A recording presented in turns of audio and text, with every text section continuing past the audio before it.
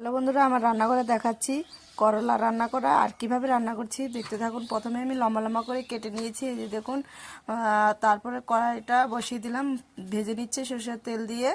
বেশ করে লবণ হলুদ দিয়ে আমি এখন এটাকে ভেজে নেব, একটু ভেজে সুন্দর করে নামিয়ে নেব।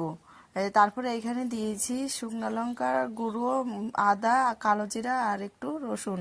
এরকম ভেজে নামিয়ে নিয়েছি। মশলা বাটাও হয়ে গেছে আমার। তারপরে আমি আর একটু তেল দিয়ে দেবো। তেল দিয়ে দেবো আমি পেঁয়াজ কুচি। পেঁয়াজ কুচিটা দিয়ে একটু সুন্দর করে ভেজে নিচ্ছি। ভেজে নেওয়ার পর দিয়ে দেবো 2টা তেজপাতা, স্বাদ মতো লবণ, হলুদ আর এইখানে বাটা মশলা দিয়ে দেবো।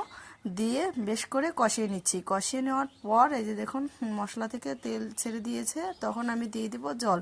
জলটা দিয়ে একটু নেড়ে চেড়ে দিব। যখন ঝোলটা ফুটবে তখন আমি দিয়ে দেবো ভেজে রাখা করলাগুলো। ভিডিওটা ভালো লাগলে অবশ্যই সাবস্ক্রাইব, লাইক, কমেন্ট করে আপনারা পাশে থাকবেন। তারপরে দেখুন একটু জাল দিয়েই আমি কিন্তু এটাকে নামিয়ে ফেলছি।